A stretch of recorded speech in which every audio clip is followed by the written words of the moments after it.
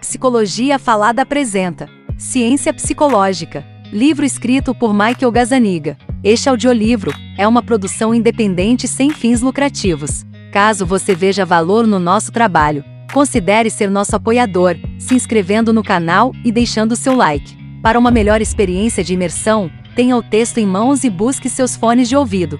Boa leitura! Capítulo 2. Metodologia da pesquisa. Admita. Mesmo que você soubesse que provavelmente seria uma má ideia naquele momento, teria usado o celular para falar ou enviar uma mensagem de texto quando fosse imprudente fazê-lo. Talvez você estivesse em sala de aula e não conseguisse resistir a dar uma olhada em um Snapchat que alguém acabará de enviar. Ou poderia estar andando a caminho da sala de aula e atravessando vias movimentadas enquanto falava por chat com seu pai ou sua mãe.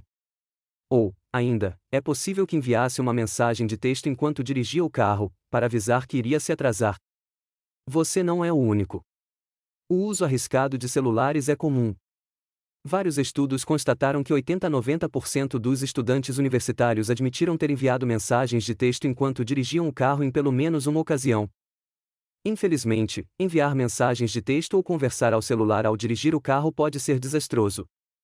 Em 2009, em Boston, um condutor de bonde que digitava uma mensagem de texto para a namorada durante o serviço bateu na traseira de outro bonde, enviando 49 pessoas para o hospital e gerando um custo de quase 10 milhões de dólares ao sistema de trânsito.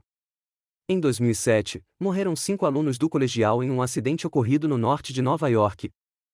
Minutos antes do acidente, a motorista inexperiente conversava ao celular e possivelmente respondia a uma mensagem de texto segundos antes de atravessar uma via e colidir de frente com um reboque.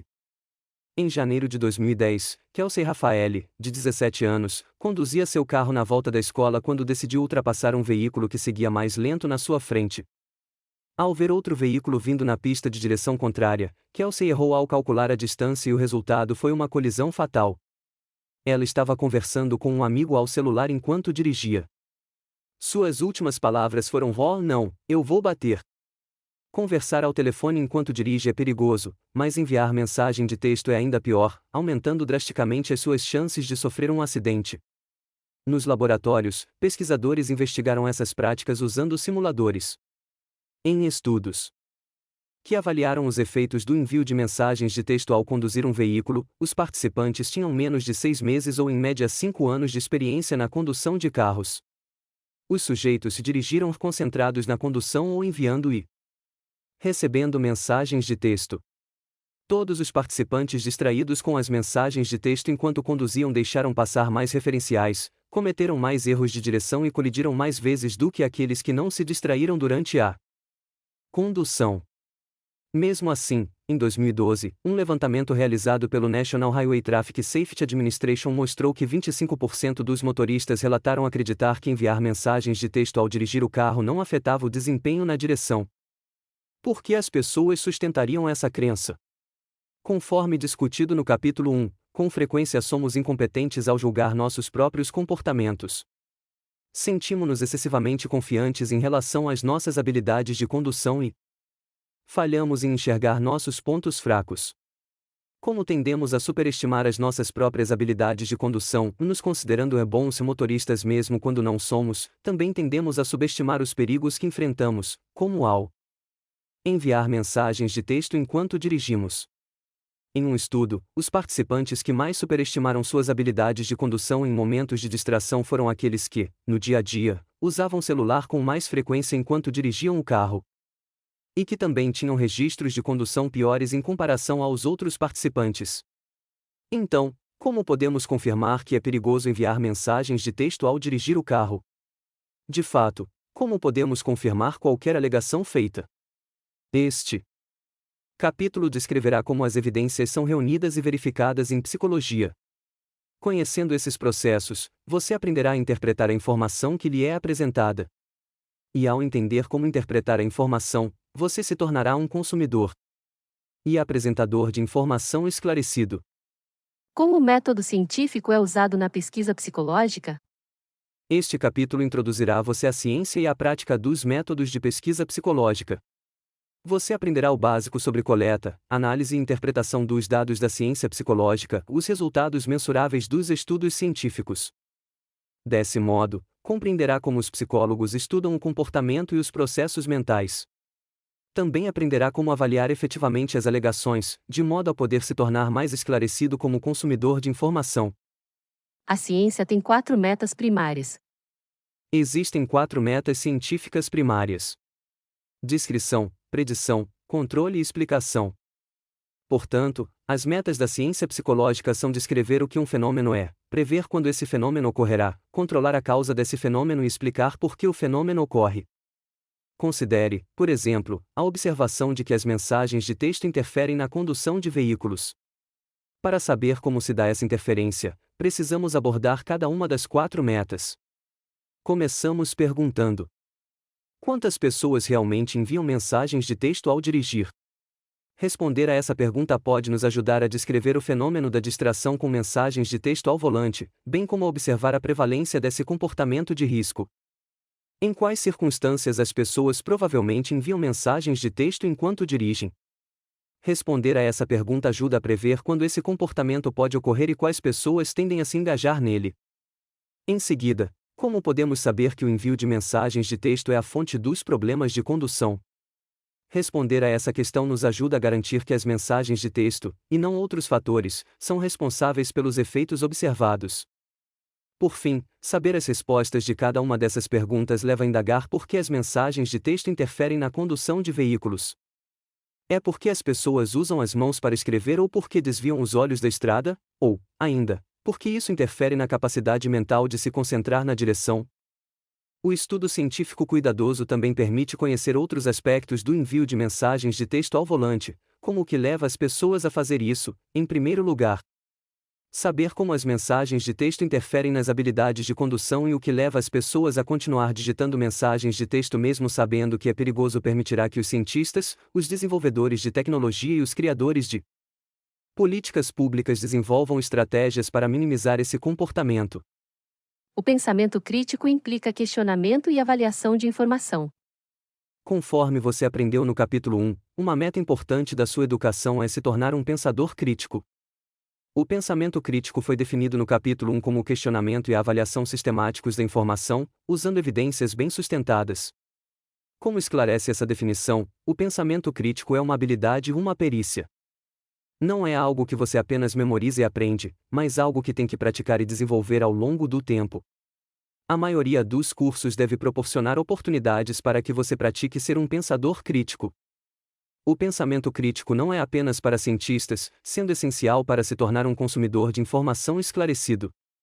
O primeiro passo do pensamento crítico é questionar a informação. Qual é o tipo de informação? Para desenvolver a mentalidade cética necessária ao pensamento crítico, você deve questionar todo tipo de informação.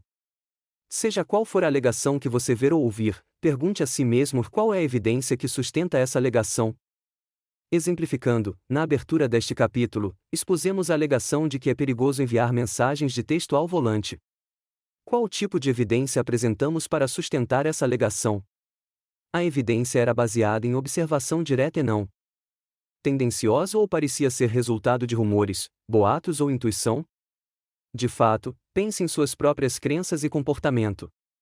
Você acredita que digitar mensagens de texto enquanto dirige um carro é perigoso? Se acredita, qual evidência o levou a essa crença? Se você acredita que digitar mensagens de texto enquanto dirige é perigoso, continue enviando mensagens de texto quando está ao volante? Se a resposta for sim, por que você faz isso?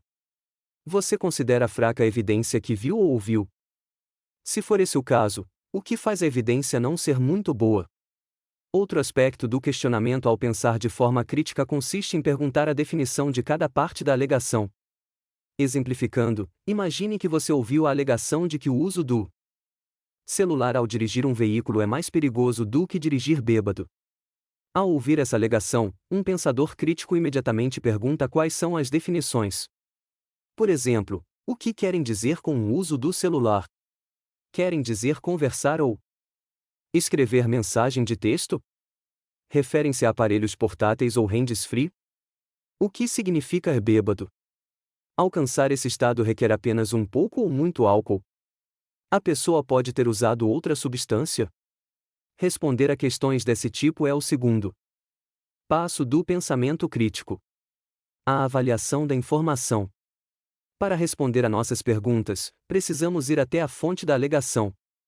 Para alcançar a fonte de qualquer alegação, você precisa pensar sobre onde a viu ou ouviu pela primeira vez. Foi na TV? Ou no rádio? Você leu sobre ela no jornal? Você a viu na internet? Em seguida, você tem que pensar sobre a evidência oferecida pela fonte para sustentar a alegação. É aqui que a evidência bem sustentada entra. A evidência na fonte de alegação. Assume a forma de evidência científica? Ou assume a forma de intuição? Ou, ainda, apenas foi feita por uma pessoa de autoridade? A fonte recuperou essa informação a partir do noticiário eletrônico? Foi obtida a partir de entrevista com um cientista? Foi resumida de um periódico científico? Em ciência, as evidências bem sustentadas normalmente implicam relatos de pesquisa baseados em dados empíricos que são publicados em periódicos revisados por pares. A revisão por pares é um processo pelo qual outros cientistas com conhecimentos similares avaliam e criticam relatórios de pesquisa antes da publicação. A revisão por pares garante que os relatos publicados descrevam estudos científicos bem delineados que tenham sido conduzidos de modo ético e abordado uma questão relevante. No entanto, a revisão por pares não significa que estudos falhos jamais sejam publicados. Assim, os pensadores críticos devem estar sempre vigilantes, sempre à procura de alegações injustificáveis e conclusões que possam não ser interpretações válidas dos dados. Afie as suas habilidades de pensamento crítico praticando-as sempre que possível. O método científico auxilia o pensamento crítico. O pensamento crítico determina se uma alegação é sustentada por evidência. A evidência científica obtida por meio de pesquisa é considerada a melhor evidência possível para sustentar uma alegação. A pesquisa envolve a coleta diligente de dados. Ao conduzir uma pesquisa, os cientistas seguem um procedimento sistemático chamado método científico. Esse procedimento começa com a observação de um fenômeno e o questionamento sobre o que levou esse fenômeno a ocorrer. O método científico consiste na interação entre pesquisa, teorias e hipóteses. Uma teoria é uma explicação ou um modelo de como um fenômeno atua. Consistindo em ideias ou conceitos interconectados, uma teoria é usada para explicar observações prévias e fazer previsões sobre eventos.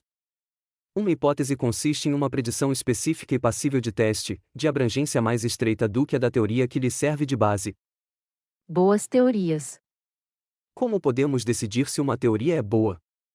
Quando falamos sobre uma boa teoria, não queremos dizer que é boa por ser fundamentada em achados científicos.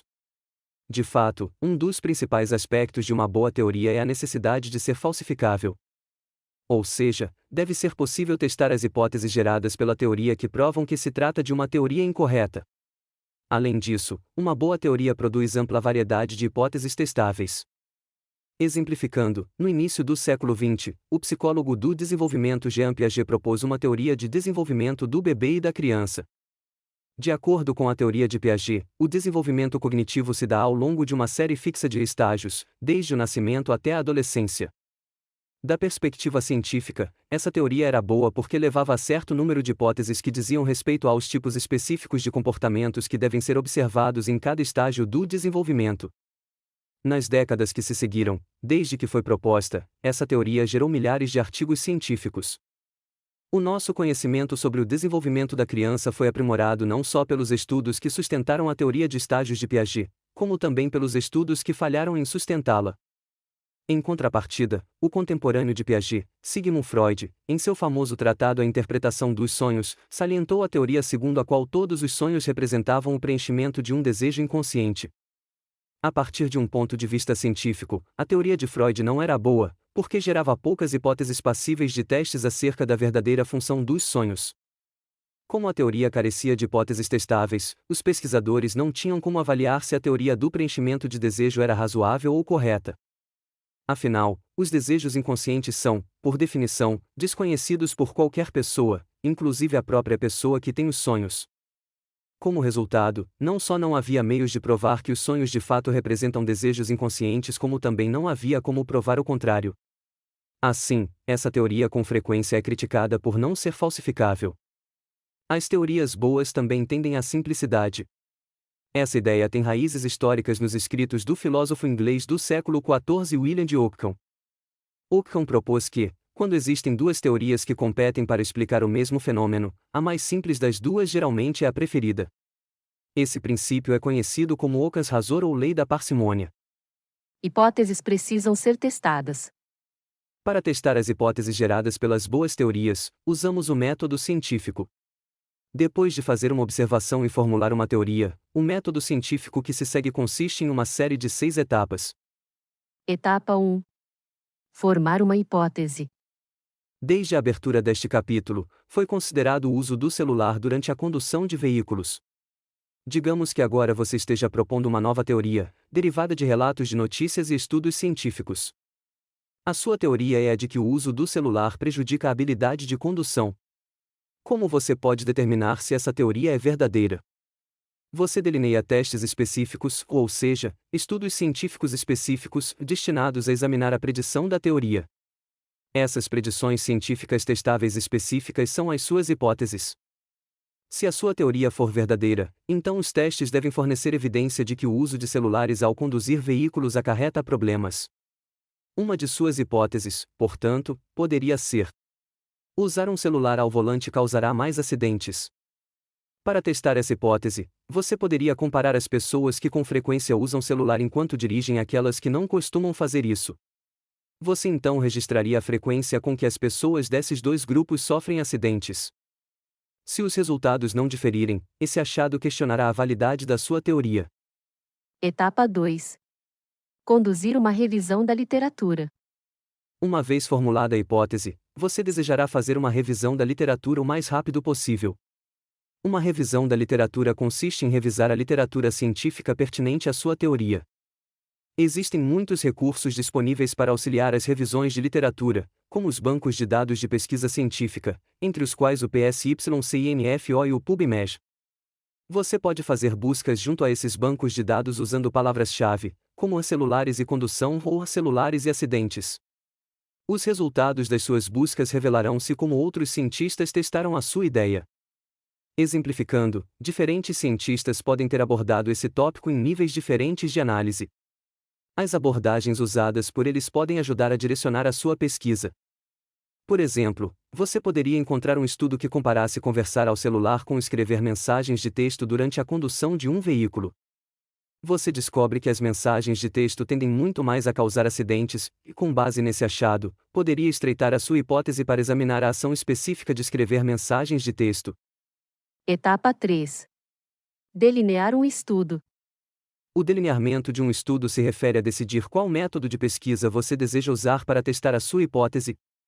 Para testar se as mensagens de texto provocam mais acidentes, você poderia conduzir um levantamento. Forneça às pessoas um questionário sobre a frequência com que elas enviam e recebem mensagens de texto ao conduzir um veículo. Esse método é usado de forma ampla para obter uma noção inicial acerca da sua hipótese. Em amplos levantamentos feitos com universitários e alunos do segundo grau, mais de 40% relataram terem enviado mensagens de texto ao volante pelo menos uma vez nos últimos 30 dias. Em vez de um levantamento, você poderia conduzir uma observação naturalista. Assistir a um grupo particular ao longo do tempo e medir a frequência com que os indivíduos enviam mensagens de texto ao volante ou conversam por celular enquanto dirigem. Para estabelecer o modo como o uso do celular afeta a condução, você poderia examinar mais intensivamente os condutores em seus carros, onde seriam colocados dispositivos para medir aspectos como velocidade da condução e aceleração. Ou, ainda, você poderia usar câmeras de vídeo para criar um registro objetivo de comportamentos de risco ao volante, como avançar no sinal vermelho. Um estudo envolvendo 151 motoristas em que esses métodos foram aplicados constatou que o uso de celular, em especial para enviar e receber mensagens de texto, era um forte fator preditivo de colisões e quase colisões. Alternativamente, você poderia conduzir um experimento real, designando um grupo de indivíduos que enviaria mensagens de texto ao volante e outro grupo que não as enviaria, para então comparar o número de acidentes ocorridos em cada um. Evidentemente, realizar um teste desse tipo em vias públicas seria perigoso e antiético. Portanto, para uma pesquisa como essa, os cientistas usam simuladores de direção que mimetizam as condições de direção do mundo real. Como você verá adiante, ao discutirmos os diversos métodos de pesquisa disponíveis para testar a sua hipótese, esses métodos têm vantagens e desvantagens. Etapa 4. Conduzir o estudo. Uma vez escolhido o método de pesquisa, você tem que conduzir o estudo, recrutar participantes e medir suas respostas. Muitas pessoas chamam essa etapa de coleta de dados. Se você conduzir um levantamento para ver se as pessoas que usam celular enquanto dirigem o carro sofrem mais acidentes, seus dados incluirão a frequência com que os indivíduos usam celular ao volante e o número de acidentes sofridos por eles. Todos os métodos de pesquisa requerem que seja esclarecida a sua definição de reenviar mensagens de texto ao volante e de acidentes. Você também tem que se preocupar em definir o tamanho e o tipo apropriados da amostra de participantes. Essas questões são abordadas de forma mais completa adiante, neste mesmo capítulo, nas discussões sobre amostragem e definições operacionais. Etapa 5. Analisar os dados. A próxima etapa é analisar os seus dados. Existem duas formas principais de analisar dados. Em primeiro lugar, você quer descrever os dados. Qual era a pontuação média? Quão típica é essa média? Suponha que, no seu estudo, o motorista tem 5 anos de experiência em condução de veículos. Essa afirmação significa que 5 é o número de anos de experiência em condução mais comum ou que 5 é a média numérica obtida quando o número total de anos de direção é dividido pelo número total de participantes, ou, ainda, que cerca de metade dos condutores tem 5 anos de experiência? Em segundo lugar, irá querer saber quais conclusões podem ser derivadas dos seus dados. Você precisa saber se os resultados são significativos ou se foram devidos ao acaso. Para determinar a utilidade dos seus dados, você os analisa de maneira indiferenciada. Ou seja, pergunta-se se encontrou um efeito significativo. Fazer essa pergunta permite que você faça inferências sobre os seus dados e inferir se os seus achados poderiam ser válidos para a população em geral. Você realiza a análise de dados usando estatística descritiva e inferencial, que são descritas de forma mais completa adiante, neste mesmo capítulo. Etapa 6. Relatar os resultados.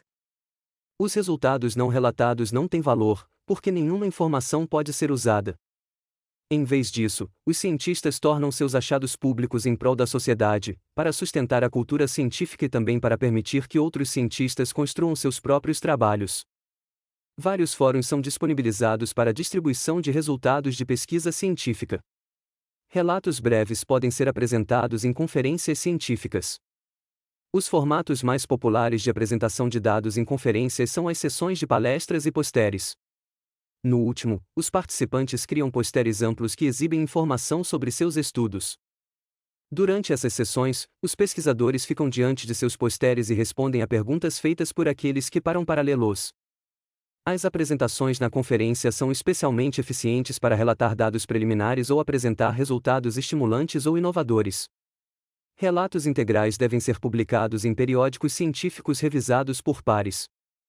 Os relatos na íntegra consistem nos antecedentes e na significância da pesquisa, na metodologia completa para o modo como a questão foi estudada, nos resultados completos das análises estatísticas descritivas e inferenciais e em uma discussão do significado dos resultados em relação ao conjunto de evidências científicas acumuladas.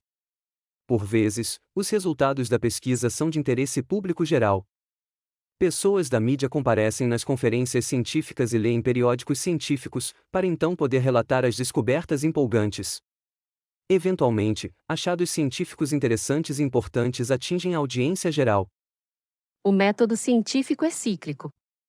Uma vez incluídos os resultados de um estudo científico, os pesquisadores retomam a teoria original para avaliar as implicações dos dados. Se o estudo foi conduzido de maneira competente, os dados sustentam a teoria ou sugerem que ela seja modificada ou descartada. Então, o processo é totalmente reiniciado. Sim, o mesmo tipo de trabalho precisa ser conduzido repetidas vezes. Nenhum estudo isolado pode fornecer uma resposta definitiva sobre fenômeno. Nenhuma teoria seria descartada com base em um conjunto de dados. Em vez disso, confiamos mais nas descobertas científicas quando os resultados da pesquisa são replicados. A replicação envolve repetir um estudo e obter resultados idênticos. Quando os resultados de 2 ou mais estudos são os mesmos, ou pelo menos sustentam a mesma conclusão, a confiança nos achados aumenta. De modo ideal, Os estudos de replicação são conduzidos por pesquisadores não afiliados àqueles que produziram a descoberta original. Essas replicações independentes fornecem suporte mais potente, porque excluem a possibilidade de algum aspecto do contexto original ter contribuído para os achados obtidos. Nos últimos anos, uma ênfase crescente tem sido dada à replicação junto à ciência psicológica. Uma boa pesquisa reflete o processo cíclico mostrado na figura 2.5. Em outras palavras, uma teoria é continuamente refinada por novas hipóteses e testada por novos métodos de pesquisa. Além disso, mais de uma teoria pode se aplicar a um aspecto particular do comportamento humano, de modo que a teoria precisa ser refinada para se tornar mais precisa. Exemplificando, a teoria de que usar o celular ao dirigir um veículo compromete as habilidades poderia estar correta, mas você quer saber mais. De que modo usar o celular compromete a habilidade de dirigir? Você poderia desenvolver novas teorias considerando as habilidades necessárias a um bom condutor. Poderia propor que usar o celular prejudica a direção porque requer que você tire as mãos do volante ou, talvez, desvie seus olhos da estrada, ou, ainda, o uso do celular compromete a sua habilidade de raciocínio de condução. Para saber qual é a melhor teoria, você pode delinear estudos críticos que contrastem diretamente as teorias, a fim de descobrir qual delas explica melhor os dados. A replicação é outra forma de fortalecer o suporte a algumas teorias e de ajudar a descartar as teorias mais fracas. Achados inesperados podem ser valiosos. A pesquisa nem sempre é conduzida de maneira elegante e ordenada. Ao contrário, muitos achados significativos resultam de serendipidade. Em seu sentido geral, a serendipidade implica encontrar inesperadamente coisas que sejam valiosas ou que façam sentido. Em ciência, significa fazer uma descoberta importante inesperadamente. No final dos anos de 1950, os fisiologistas Thorsten Wiesel e David Hubel registraram a atividade de células nervosas em cérebros de gatos. De modo específico, esses pesquisadores estavam medindo a atividade de células em áreas cerebrais associadas à visão. Hubel e Wiesel estavam estudando o modo como a informação viaja desde o olho até o cérebro. Esses pesquisadores propuseram que algumas células presentes na parte visual do cérebro responderiam quando os gatos olhassem para pontos. Para testar essa hipótese, eles mostraram slides de padrões de pontos aos gatos. Depois de muitas buscas frustradas sem que nenhuma atividade produtiva fosse gerada nas células cerebrais observadas, o projetor subitamente emperrou entre os slides. As células em questão começaram a disparar a uma frequência espantosa. O que causou esse disparo? Wiesel e Hubel perceberam que o slide emperrado produzira uma borda visual na tela. Por causa desse pequeno acidente, eles descobriram que essas células específicas não respondem a pontos simples. Esses pesquisadores receberam o Prêmio Nobel pela descoberta acidental de que algumas células cerebrais respondem especificamente a linhas e bordas. Embora sua descoberta seja um exemplo de serendipidade, esses pesquisadores não estavam apenas com sorte. Eles não hesitaram diante de uma descoberta inovadora que levava direto ao Prêmio Nobel. Em vez disso, acompanharam o achado inesperado. Graças às suas habilidades de pensamento crítico, esses pesquisadores estavam abertos a novas ideias. Após uma vida de trabalho duro, compreenderam as implicações dos disparos rápidos de algumas células cerebrais em resposta a linhas retas e não a outros tipos de estímulos visuais. Quais tipos de estudos são usados em pesquisa psicológica? Depois que o pesquisador define uma hipótese, a próxima questão a ser abordada é o tipo de método de pesquisa a ser usado.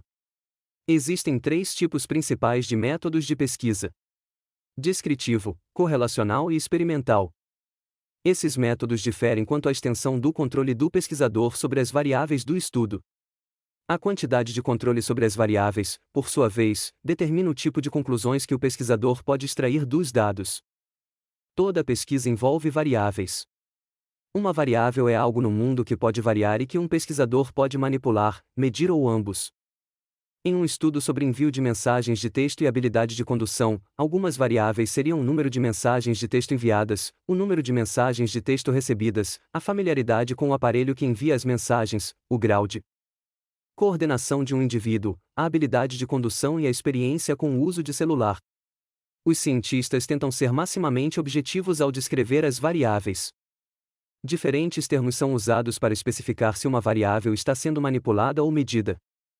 Uma variável independente é a variável manipulada, enquanto a variável dependente é a variável medida, sendo, por isso, às vezes, chamada medida dependente. Outra forma de pensar a variável dependente é como resultado medido após uma manipulação. Ou seja, o valor da variável dependente depende das alterações produzidas na variável independente. Como as variáveis independentes são específicas do método de pesquisa experimental, essas variáveis independentes e as dependentes serão descritas de forma mais completa na seção correspondente deste capítulo. Além de determinar quais variáveis serão estudadas, os pesquisadores devem defini-las com precisão e de modo que reflitam os métodos usados para avaliá-las. Para tanto, é desenvolvida uma definição operacional. As definições operacionais são importantes para a pesquisa. Elas qualificam e quantificam as variáveis, permitindo que sejam objetivamente conhecidas. O uso de definições operacionais permite que outros pesquisadores saibam precisamente quais variáveis foram usadas, como foram manipuladas e como foram medidas. Esses detalhes concretos possibilitam que outros pesquisadores usem métodos idênticos em suas tentativas de replicar os achados. Exemplificando, se você optar por estudar como o desempenho na condução é afetado pelo uso do celular, como qualificará o uso do aparelho? Você irá se referir a conversar, enviar mensagens de texto, ler conteúdo ou alguma combinação dessas atividades? Então, como quantificará o uso do celular? Você contará quantas vezes uma pessoa usa o celular em um período de 1 hora? E como quantificará e qualificará o desempenho na condução de modo a poder julgar se esse é afetado pelo uso do celular? Você irá registrar o número de acidentes, a proximidade com os carros que estão na frente, o tempo de reação às luzes vermelhas de freio ou aos perigos da estrada, a velocidade? As definições operacionais destinadas ao seu estudo precisam explicar bem os detalhes das suas variáveis. A pesquisa descritiva consiste em estudos de caso, observação e métodos de autorrelato. A pesquisa descritiva envolve a observação de um comportamento com o intuito de descrevê-lo de maneira objetiva e sistemática.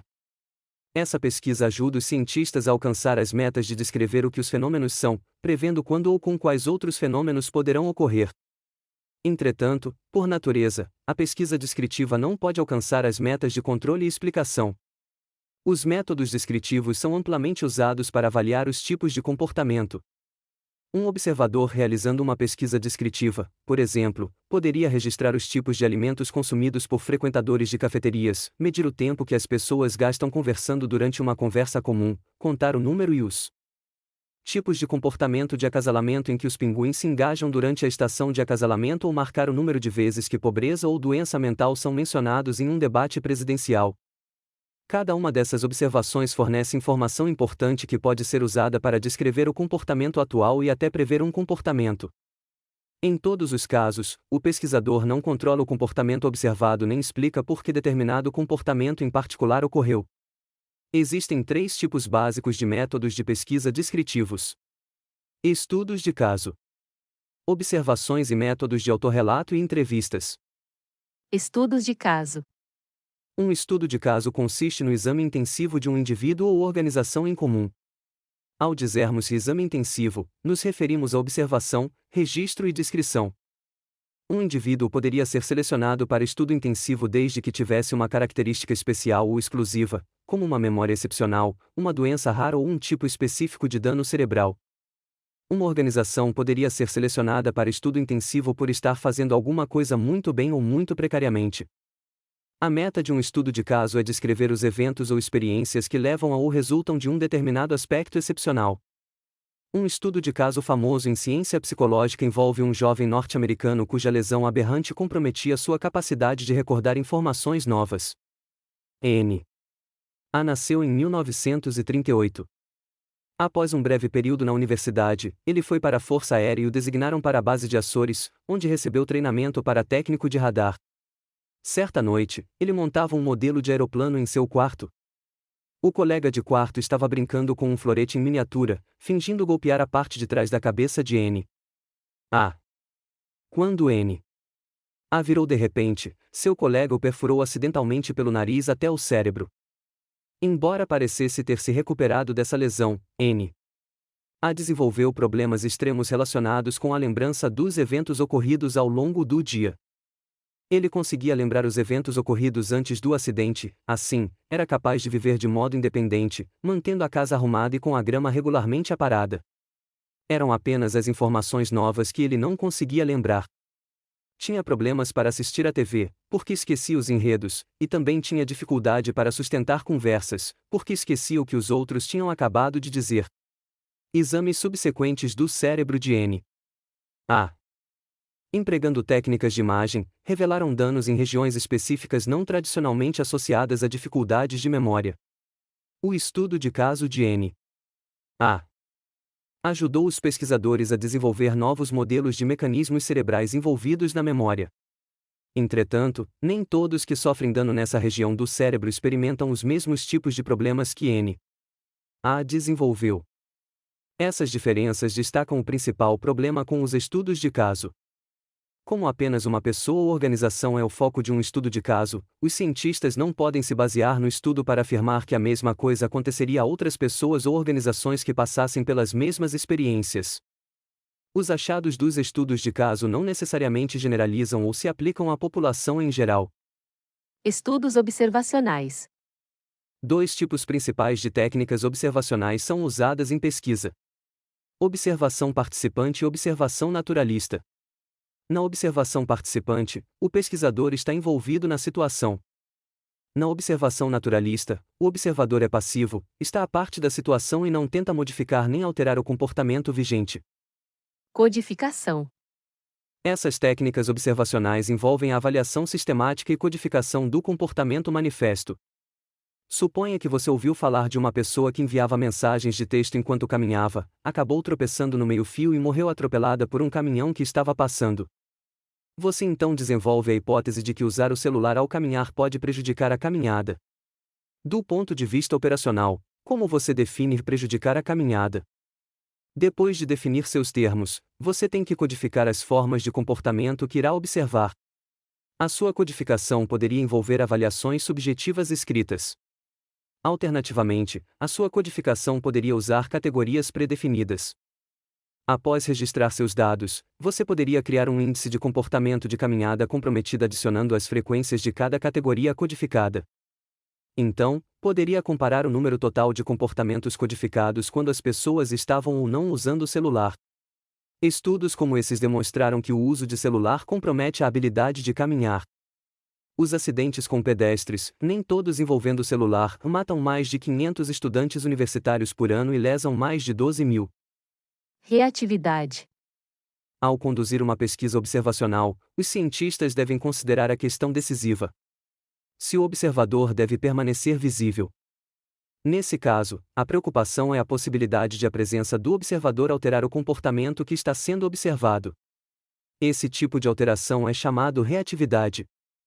As pessoas podem se sentir compelidas a passar uma impressão positiva ao observador, então podem agir de modo diferente quando acreditam que estão sendo observadas.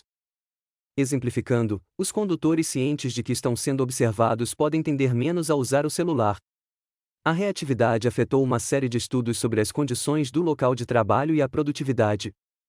De modo específico, os pesquisadores manipularam as condições de trabalho e, em seguida, observaram o comportamento dos funcionários na Hawthorne Works, uma fábrica de manufatura da Western Electric, localizada em Cicero, Illinois, entre 1924 e 1933. As condições incluíram diferentes níveis de iluminação, pagamento de incentivos e esquemas de intervalo diferentes.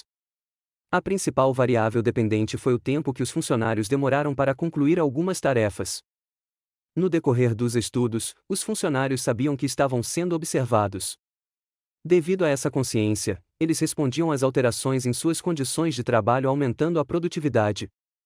Eles não aceleraram de modo contínuo no decorrer dos vários estudos, e em vez disso, trabalharam mais rápido no começo de cada manipulação nova, independentemente da natureza da manipulação.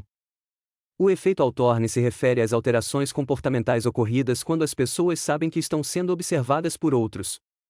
Como o efeito Hawthorne poderia operar nesses estudos? Considere um estudo sobre a efetividade de um novo programa de leitura introduzido em escolas do ensino elementar. Suponha que os professores saibam que foram selecionados para experimentar um programa novo e também que o progresso alcançado por seus alunos na leitura será relatado ao superintendente da escola. É fácil ver como esses professores poderiam lecionar de modo mais entusiástico ou prestar mais atenção ao progresso em leitura de cada criança, se comparados àqueles que usam o programa antigo.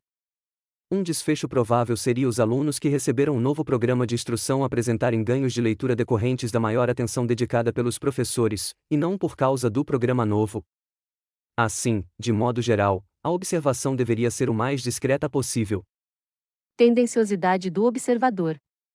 Ao conduzir uma pesquisa observacional, os cientistas devem se precaver contra a tendenciosidade do observador. Essa falha consiste em erros sistemáticos de observação decorrentes das expectativas do observador. A tendenciosidade do observador pode ser especialmente problemática quando as normas culturais favorecem a inibição ou expressão de certos comportamentos. Exemplificando, em muitas sociedades, as mulheres são mais livres do que os homens para expressar tristeza. Se os observadores estiverem codificando as expressões faciais de homens e mulheres, podem ser mais propensos a avaliar as expressões femininas como indicativas de tristeza, por acreditar que os homens tendem menos a mostrar tristeza. As expressões de tristeza dos homens poderiam ser classificadas como de aborrecimento ou outra emoção qualquer. Do mesmo modo, em muitas sociedades, espera-se que as mulheres sejam menos assertivas do que os homens.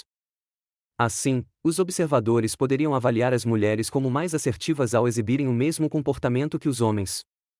As normas culturais podem afetar as ações dos participantes e também a forma como os observadores percebem essas ações. Efeito da expectativa do experimentador. Há evidência de que as expectativas do observador podem até mesmo alterar o comportamento observado. Esse fenômeno é conhecido como efeito da expectativa do experimentador. Em um estudo clássico conduzido pelo psicólogo social Robert Rosenthal, estudantes universitários treinaram ratos para correr em um labirinto. Foi dito à metade dos estudantes que seus ratos haviam sido reproduzidos para ser bons corredores de labirinto. Para a outra metade, foi dito que seus ratos haviam sido reproduzidos para ter desempenho ruim na corrida no labirinto. Na realidade, não houve diferenças genéticas entre os grupos de ratos. Mesmo assim, quando os estudantes acreditavam que estavam treinando ratos que geneticamente eram mais rápidos no labirinto, suas cobaias aprendiam as tarefas mais rapidamente. Portanto, as expectativas desses estudantes alteravam o modo como eles tratavam seus ratos. Esse tratamento, por sua vez, influenciou a velocidade da aprendizagem dos animais. Os estudantes não tinham consciência do tratamento tendencioso que estavam promovendo, mas ele ocorria. Talvez os estudantes fornecessem comida extra quando os ratos atingiam a caixa-alvo, no final do labirinto. Ou, ainda, podem ter fornecido aos ratos indícios não intencionais do caminho de volta pelo labirinto. Eles simplesmente podem ter tocado os ratos com mais frequência. Como os pesquisadores se protegem contra os efeitos da expectativa do experimentador? É melhor se o indivíduo que conduz a pesquisa estiver cego para as hipóteses do estudo. Exemplificando, o estudo que acabamos de descrever aparentemente era sobre a velocidade com que ratos aprendem a percorrer um labirinto. Em vez disso, o delineamento foi feito para estudar os efeitos da expectativa do experimentador. Os estudantes acreditavam que eram os experimentadores do estudo, mas na verdade eram os participantes. O trabalho deles com os ratos foi o tema do estudo. Portanto, os estudantes foram levados a esperar determinados resultados, porque isso permitiria que os pesquisadores determinassem se as expectativas dos universitários iriam afetar os resultados do treinamento dos ratos. Autorrelatos e entrevistas. De modo ideal, a observação é uma abordagem discreta para o estudo do comportamento. Em contraste, perguntar às pessoas coisas sobre elas mesmas, seus pensamentos, suas ações e seus sentimentos é mais interativo no modo de coletar os dados. Os métodos de exposição das questões aos participantes incluem levantamentos, entrevistas e questionários.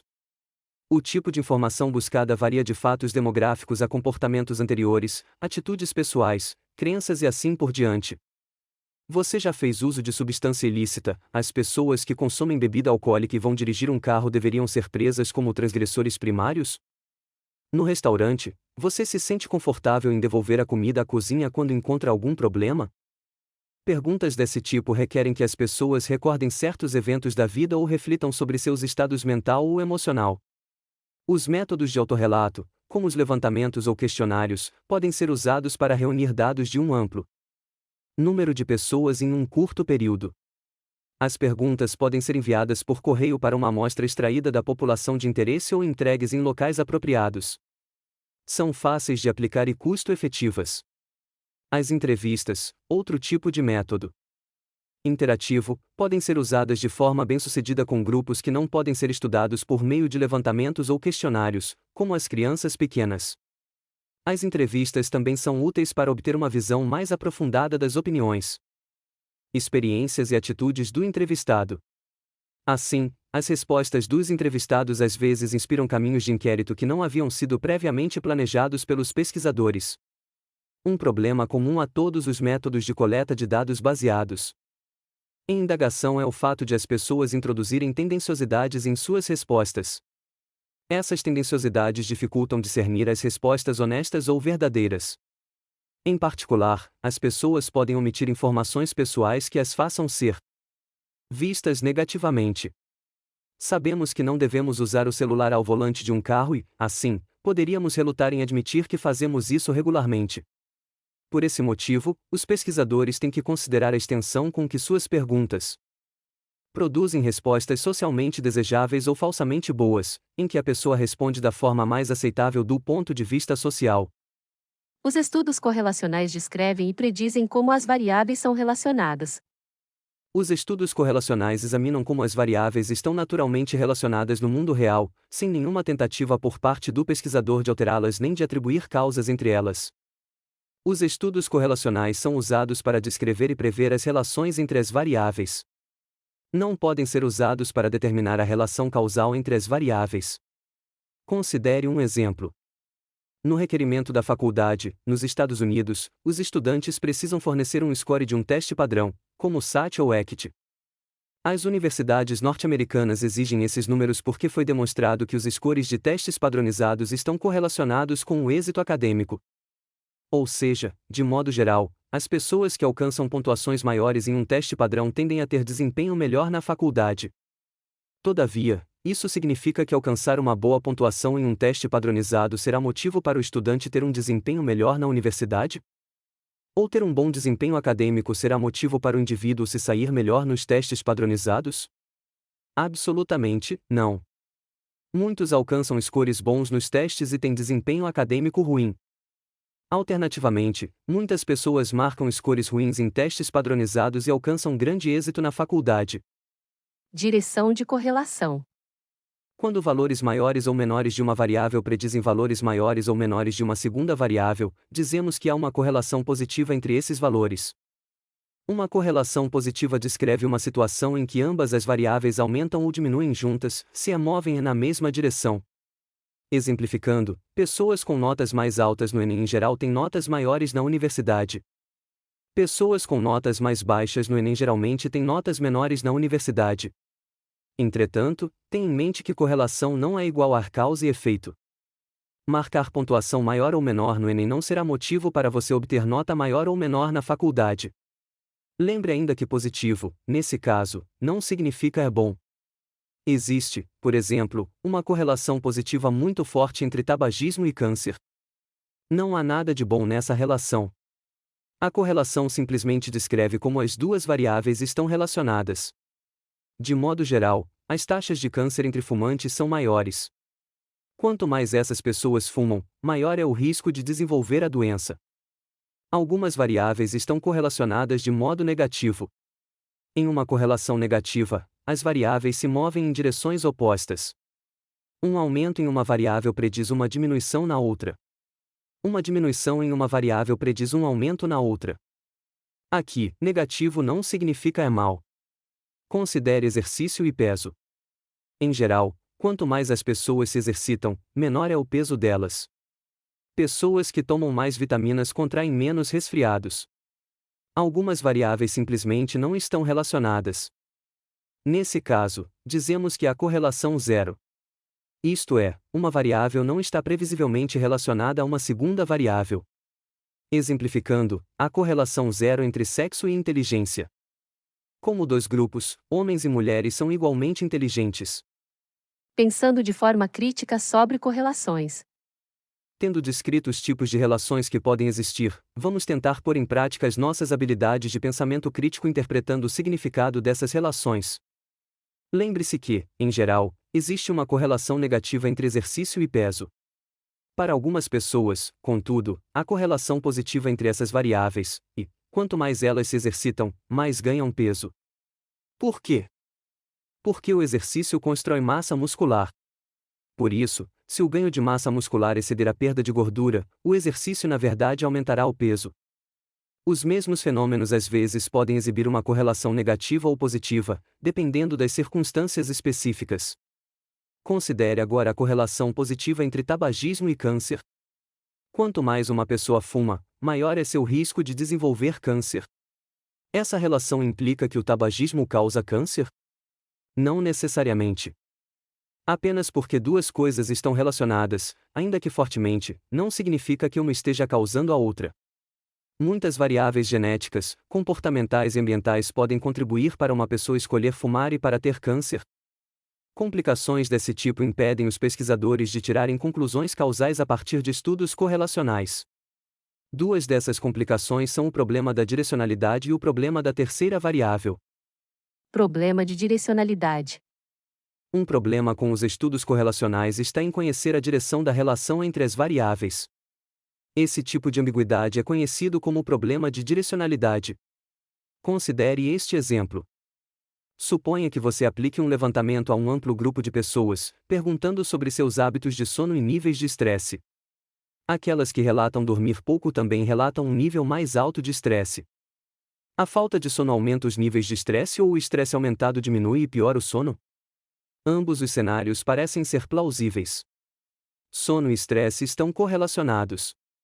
Dormir menos causa mais estresse? Ou mais estresse leva a dormir menos?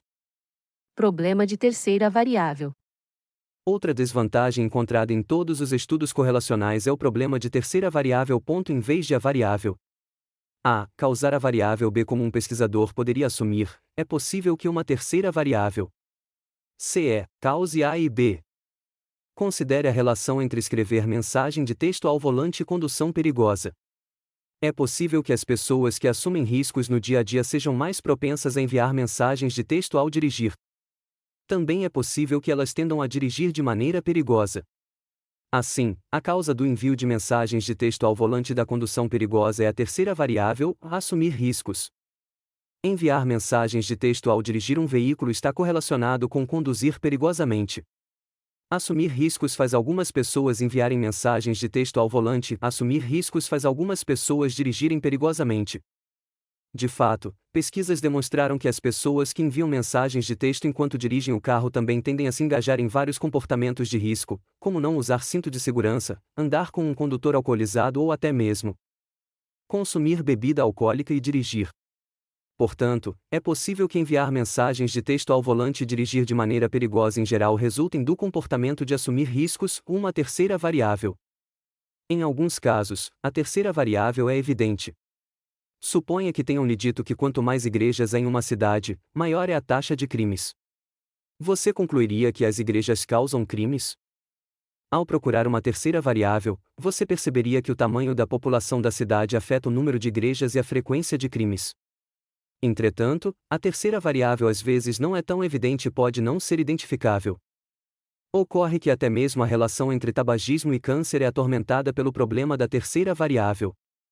Evidências indicam que de fato existe uma predisposição genética, uma vulnerabilidade ao tabagismo inata, que pode se combinar a fatores ambientais para aumentar a probabilidade de algumas pessoas se tornarem fumantes e virem a desenvolver câncer de pulmão. Portanto, com base na pesquisa correlacional, é impossível concluir que uma das variáveis está causando a outra. Razões éticas para usar delineamentos correlacionais. Apesar desses problemas potencialmente sérios, os estudos correlacionais são amplamente usados em ciência psicológica. Algumas questões de pesquisa requerem delineamentos de pesquisa correlacionais por motivos de ética. Exemplificando, como já mencionado, seria antiético enviar condutores para o trânsito e instruí-los a enviar mensagens de texto como parte de um experimento. Fazer isso colocaria em risco não só os condutores como também outras pessoas. Existem muitas experiências do mundo real importantes que queremos conhecer, todavia jamais iremos expor as pessoas como parte de um experimento. Suponha que você quer saber se os soldados que sofreram traumatismos graves em combate têm mais dificuldade para aprender tarefas novas após retornarem para casa, em comparação àqueles que sofreram traumatismos mais leves no campo de batalha. Mesmo que você suponha que as experiências gravemente traumáticas sofridas em combate causem problemas de aprendizagem subsequentes, seria antiético induzir traumatismo em alguns soldados para poder comparar combatentes que experimentaram diferentes graus de traumatismo. Para esse problema de pesquisa, você precisaria estudar a capacidade do soldado de aprender uma tarefa nova após a volta para casa. Você poderia, por exemplo, observar combatentes que estivessem tentando aprender programação de computador. Entre os participantes do seu estudo, estariam alguns soldados que sofreram traumatismo grave em combate e outros que sofreram traumatismo mais brando no campo de batalha. Você desejaria ver qual grupo, em média, apresentou pior desempenho no aprendizado da tarefa. Fazendo previsões. Os estudos correlacionais podem ser usados para determinar que duas variáveis estão associadas entre si. No exemplo que acabamos de discutir, as variáveis seriam o traumatismo em combate e as dificuldades de aprendizagem subsequentes na vida. Estabelecendo essas conexões, os pesquisadores conseguem fazer previsões. Se você encontrasse a associação esperada entre traumatismo grave em combate e dificuldades de aprendizagem, poderia prever que os soldados submetidos a traumatismos graves no campo de batalha, mais uma vez, em média, terão mais dificuldade para aprender tarefas novas ao voltar para casa do que aqueles que não sofreram traumatismos sérios em combate. Entretanto, como seu estudo se baseia nas experiências de guerra, mas não as controla, você não estabeleceu uma conexão causal. Fornecendo informação importante sobre as relações naturais entre as variáveis, os pesquisadores conseguem fazer previsões valiosas. Exemplificando, a pesquisa correlacional identificou uma forte relação entre depressão e suicídio. Por esse motivo, os psicólogos clínicos com frequência avaliam os sintomas de depressão para determinar o risco de suicídio.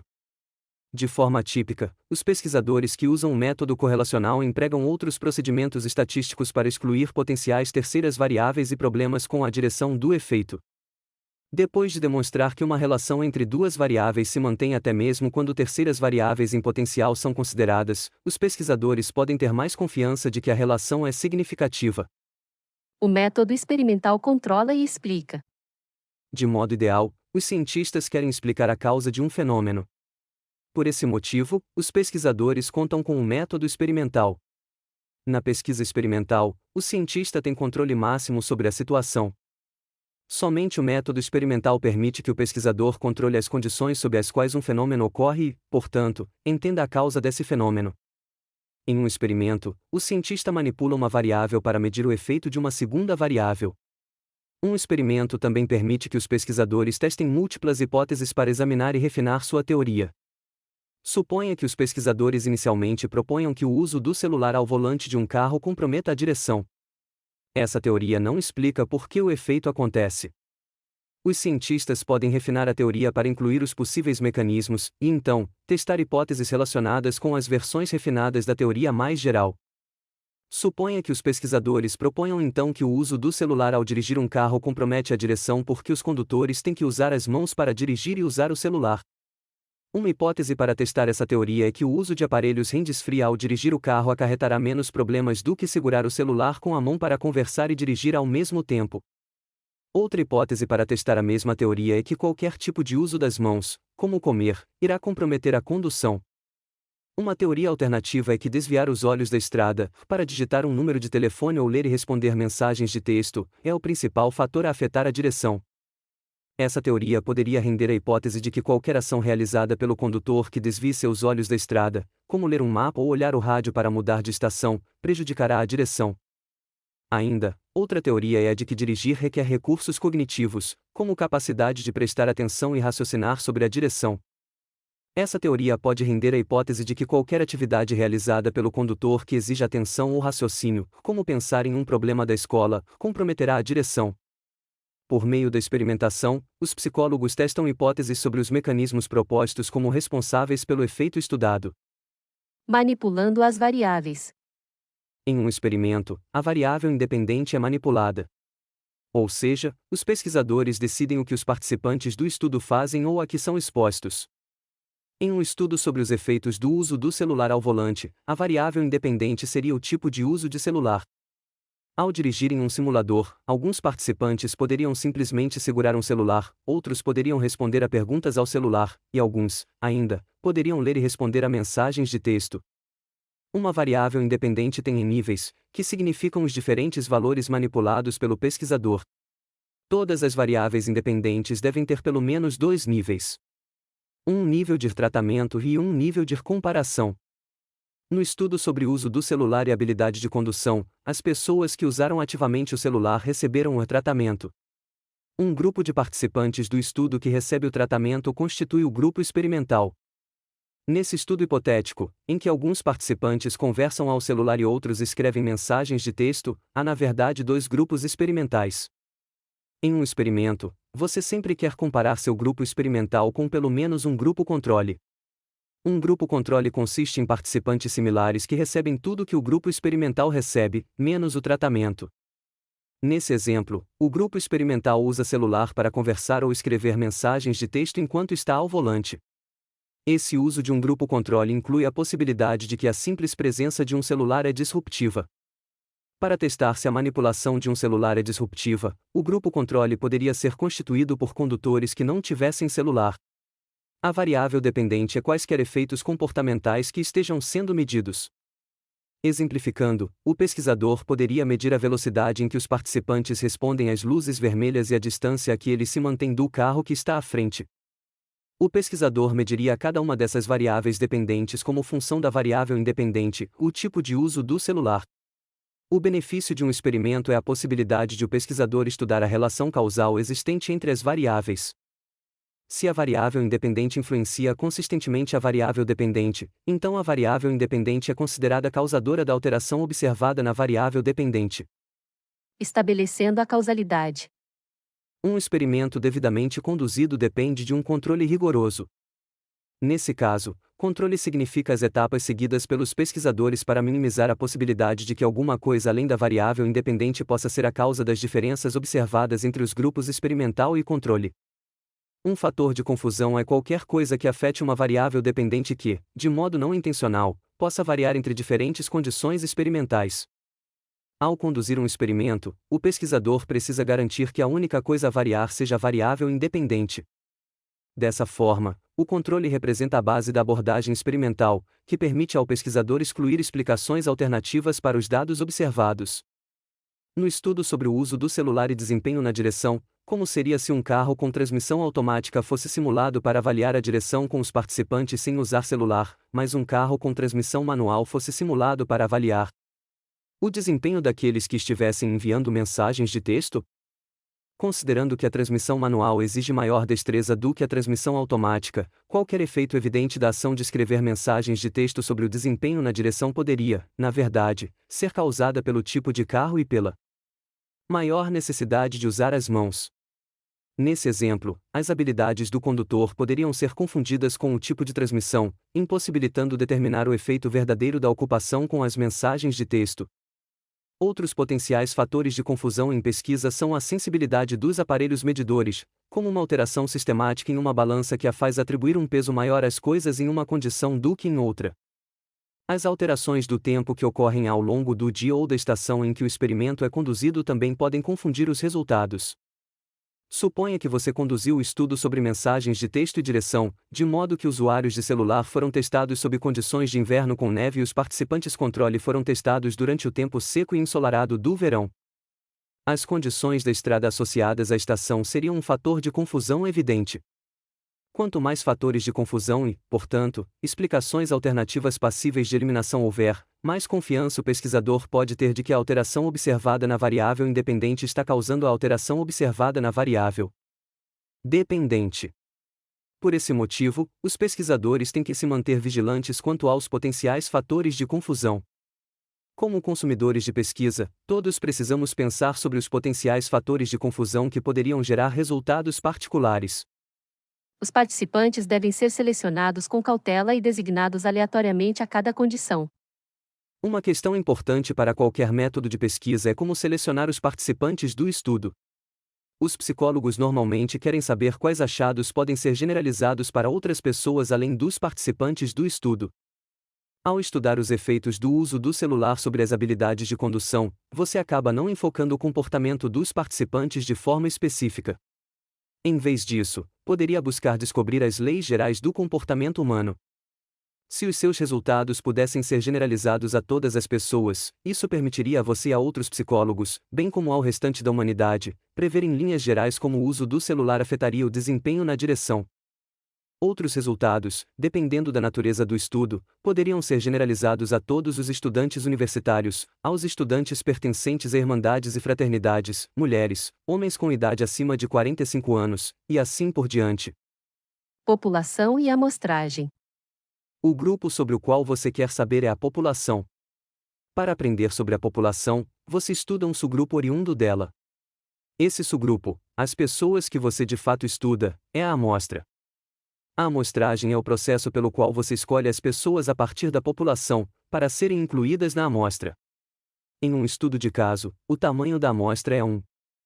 A amostra deve representar a população, e o melhor método para fazer isso acontecer é a amostragem aleatória. Esse método confere a cada membro da população a mesma chance de ser escolhido para participar. Em adição, amostras maiores rendem resultados mais precisos. Em contrapartida, o tamanho da amostra muitas vezes é restrito por limitações de recursos, como tempo, dinheiro e espaço de trabalho. Na maior parte do tempo, um pesquisador usará uma amostra de conveniência. Como o próprio termo implica, essa amostra consiste em pessoas convenientemente disponíveis para o estudo. Entretanto, como uma amostra de conveniência não usa amostragem aleatória, a amostra é provavelmente tendenciosa. Exemplificando, uma amostra de alunos de uma pequena escola religiosa pode diferir de uma amostra de estudantes de uma ampla universidade estadual. Os pesquisadores reconhecem as limitações de suas amostras ao apresentarem suas descobertas. Designação aleatória. Uma vez obtida uma amostra representativa da população, os pesquisadores usam a designação aleatória para designar os participantes aos grupos experimental e controle.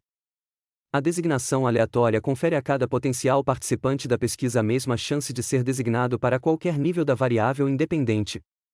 Para o seu estudo, poderia haver 3 níveis: segurar o celular, responder perguntas verbalmente no celular e responder perguntas enviando mensagens de texto. Em primeiro lugar, você reuniria os participantes obtendo uma amostra ao acaso ou uma amostra por conveniência a partir da população. Em seguida, para designar aleatoriamente esses participantes, você poderia sortear números para determinar quem seria designado para o grupo controle e para cada grupo experimental. Certamente, as diferenças individuais estão fadadas a existir entre os participantes. Exemplificando, qualquer um dos seus grupos poderia incluir algumas pessoas que tivessem menos experiência com celulares e algumas com bastante habilidade para conversar ou enviar mensagens de texto, outras com habilidades excelentes e experiência em condução e aquelas com habilidades comparativamente mais fracas. Todavia, essas diferenças tenderão a uma média quando os participantes forem designados aleatoriamente para o grupo controle ou para o grupo experimental. Assim, os grupos são em média equivalentes. A designação aleatória tende a equilibrar fatores conhecidos e fatores desconhecidos. Se a designação aleatória para os grupos não for feita realmente ao acaso e se os grupos não forem equivalentes porque os participantes diferem de modos inesperados, a condição é conhecida como tendenciosidade de seleção. Suponha que você tem 2 das condições experimentais descritas anteriormente. Um grupo designado para segurar o celular e outro designado para responder às mensagens de texto. O que acontece se o grupo designado para segurar o aparelho incluir muitos estudantes universitários com bastante experiência no uso de celular, enquanto outro grupo inclui muitos adultos de idade avançada com experiência mínima em lidar com mensagens de texto? Como você saberia se as pessoas nas diferentes condições do estudo são equivalentes? Você poderia cuidar para que os grupos fossem compatíveis quanto à idade, sexo, hábitos de uso de celular e assim por diante, porém jamais teria certeza de ter avaliado todos os possíveis fatores que podem diferir entre os grupos. Não usar a designação aleatória pode acarretar confusão que limita as alegações causais. Generalização estendida a outras culturas. É importante para os pesquisadores avaliar o quão bem seus resultados são generalizados a outras amostras, em particular na pesquisa transcultural. Uma dificuldade na comparação de pessoas de culturas distintas está no fato de algumas ideias e práticas não serem facilmente traduzidas entre as culturas, assim como algumas palavras não são facilmente traduzidas em outros idiomas. As diferenças evidentes entre as culturas podem refletir essas diferenças de idiomas, ou podem refletir a relativa disposição dos participantes em relatar publicamente coisas sobre si mesmos.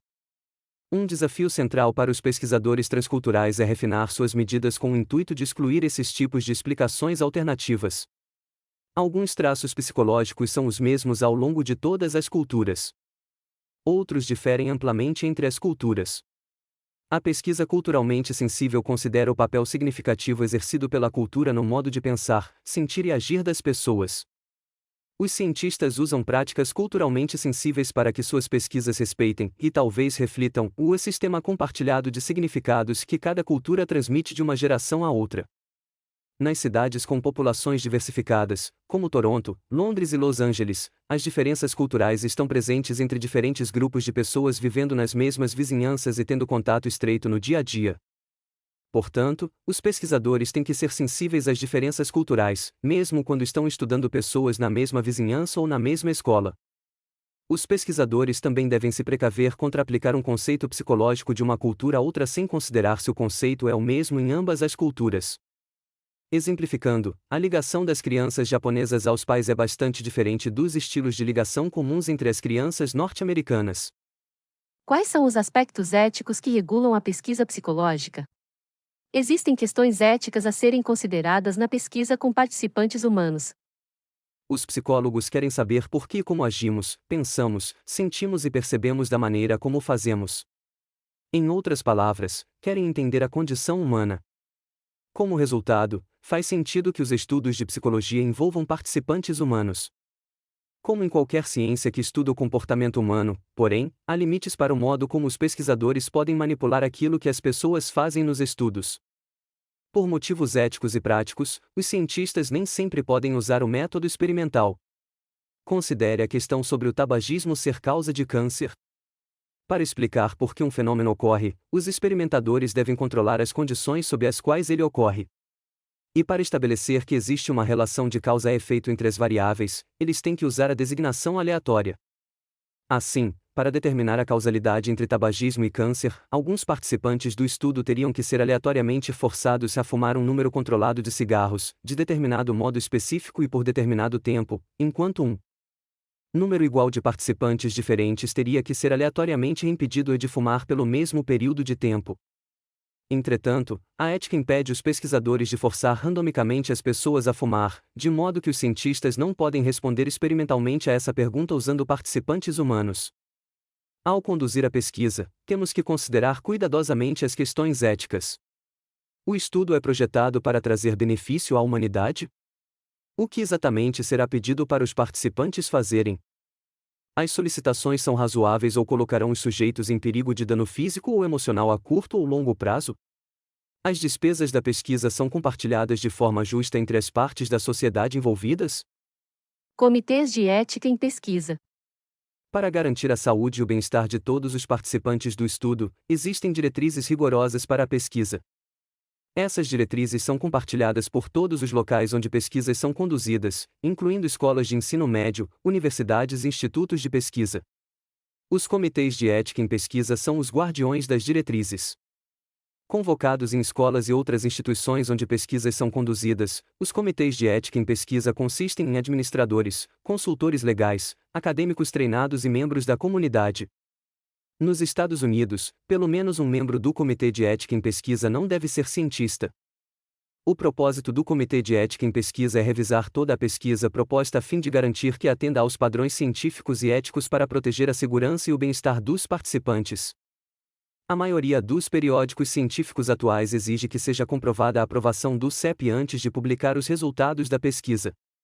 4 aspectos essenciais são abordados no processo de aprovação do Comitê de Ética em Pesquisa: privacidade, riscos relativos, consentimento informado e acesso aos dados. Privacidade. Uma das principais preocupações éticas relacionadas com pesquisa é a expectativa de privacidade. 2 aspectos principais da privacidade devem ser considerados. Um desses aspectos é a confidencialidade. Esse termo implica que a informação identificadora pessoal sobre os participantes não pode ser absolutamente compartilhada com outros. É necessário garantir aos participantes da pesquisa que toda informação desse tipo coletada em um estudo permanecerá privada. Em alguns estudos, o anonimato é utilizado.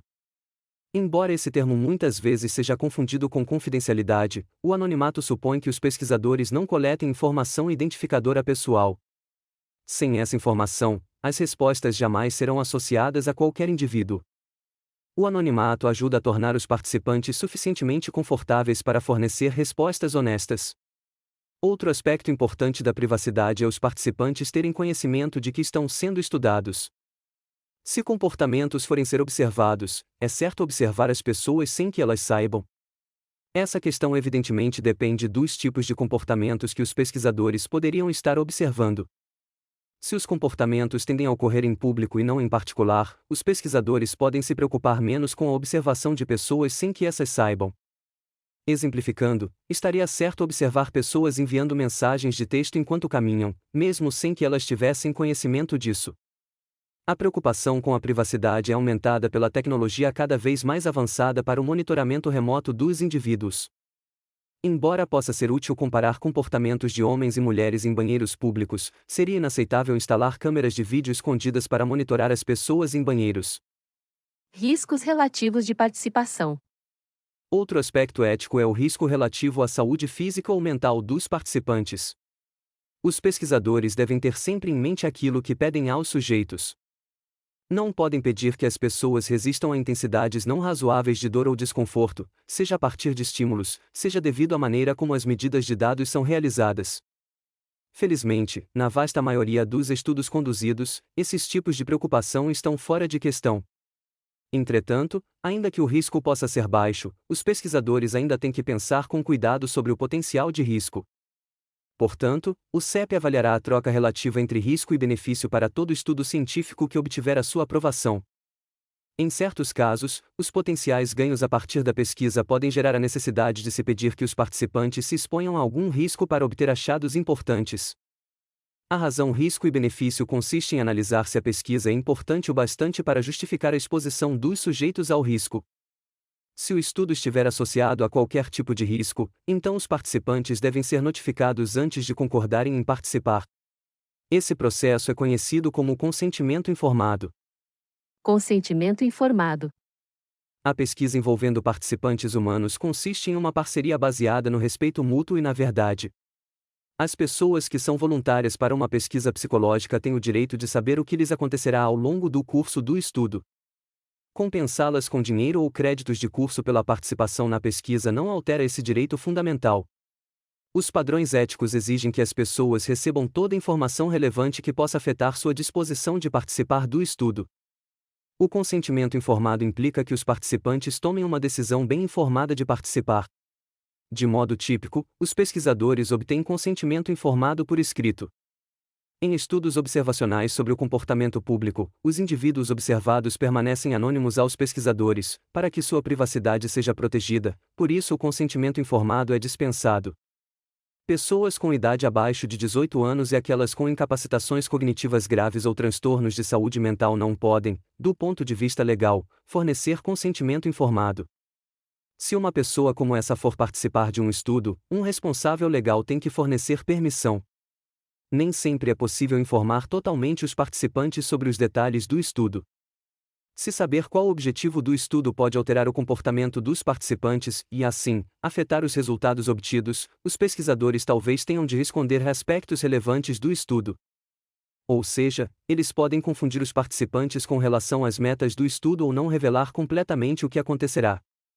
Esse artifício somente é usado quando outros métodos são inadequados e quando o estudo não envolve situações que afetariam a disposição das pessoas de participar. Quando aspectos do estudo são escondidos dos participantes, um breve relato é feito após sua conclusão, a fim de eliminar ou contrapor quaisquer efeitos negativos produzidos por esse fato. Nesse momento, os pesquisadores informam aos participantes quais eram as metas do estudo, bem como explicam por que optaram pela estratégia de esconder certos aspectos. Acesso aos dados. Seja qual for o método de pesquisa usado, os pesquisadores também devem considerar quem terá acesso aos dados coletados.